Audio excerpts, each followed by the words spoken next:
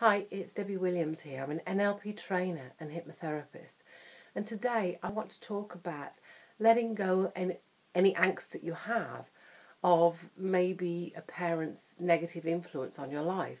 I was talking to somebody the other day, and she was sharing that her father's high expectations and his way he looked at the world made her feel sort of judged at times, or made her feel that she had to do things in a certain way, and it resulted that at times when they didn't even speak, and it alienated her from the rest of the family.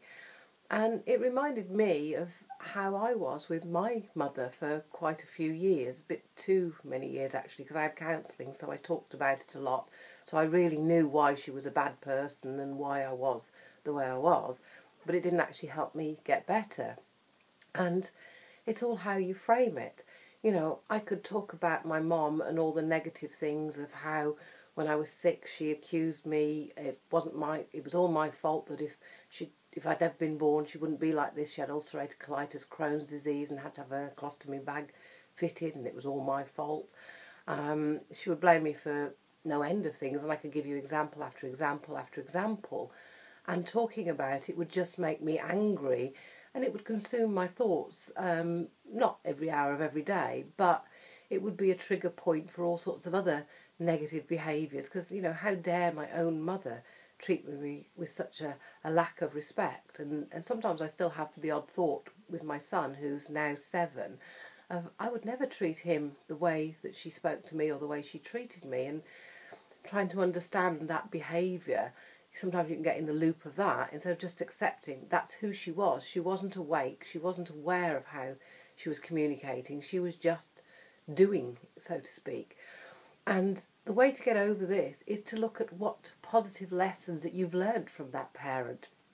And if I look at what I have learned from Olive, well, I can negotiate as good as the best of them.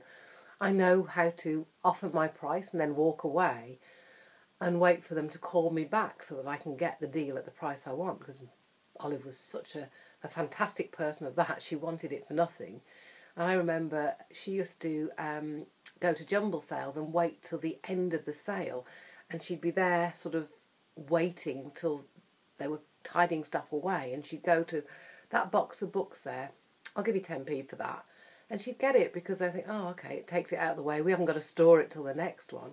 Then she'd drive on her motorbike and she'd go to the local market, to the bookseller, and she'd take these box of books and he'd sort through it, and he'd give her between 35 and 50 pence a book. So she'd made a massive profit and flicked that deal there and then. And I'll never forget the one time from a church fete, she said that she took it to the bookseller and he was looking through and he thought, oh, the 6-fingered stud. And she was like, oh, that's interesting. She didn't say where she got it from. And she actually got me once a riding jacket by the same strategy, waiting to the end, for 1 pence. 1 pence. And it's made me realise what's possible.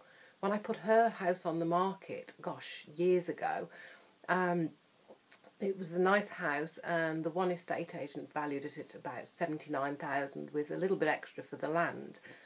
And another estate agent, they were the ones that would ask the most. They said, well, we could probably try for 100,000 and we might get 95. Well, 3 weeks later, I went back to that estate agent and said, well, can you put it on the market for 150 because I don't need the money? And he took a breath in, he went, okay. And I tell you what, within a week I got an offer of 135, because to me there was land there and I saw the possibility of what it could be. Yes, you couldn't get permission at the moment, but you could in the future. And so I wouldn't have had that strategy if it hadn't been from my mom.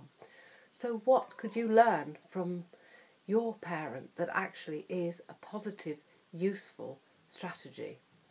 And the more you focus on that, it will dissolve some of the angst and the anger, and it will free you. It's not about them. This is about you and your freedom and living your life. Okay, great talking to you today. Bye now.